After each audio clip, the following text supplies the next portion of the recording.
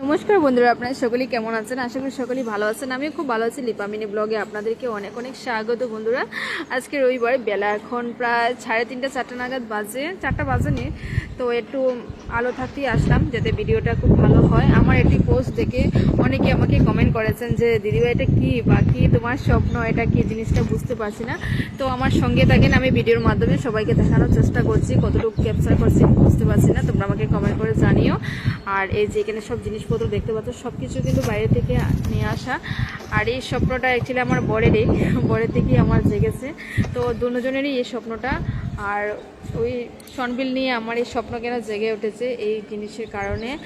আমার বর খুব শখ করে এই জিনিসটা প্রস্তুতি নিয়েছে। তো তোমরা গেস করো বন্ধুরা, এটা কি হতে পারে বা কি আমার এই সনবিল নিয়ে, সনবিলের মাঠে বা সনবিলের মাঝে আমার এই স্বপ্নটা জেগে উঠেছে।